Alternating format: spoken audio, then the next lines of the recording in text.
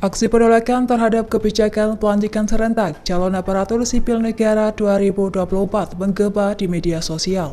Pasalnya, Kementerian Pendayagunaan Aparatur Negara dan Reformasi Birokrasi menunda pengangkatan calon aparatur sipil negara.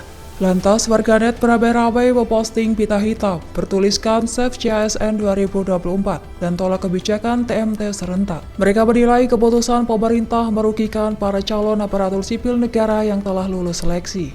Banyak di antara mereka yang saat ini menganggur setelah mengundurkan diri dari pekerjaan lama, hingga membuat warganet kecewa lantaran pelantikan yang seharusnya lebih cepat justru diundur hingga tahun depan.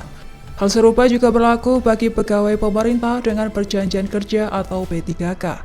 Keputusan ini disebut mengacu hasil rapat Komisi 2 DPR RI pada Rabu 5 Maret 2000. Download Tribun X sekarang, menghadirkan lokal menjadi Indonesia.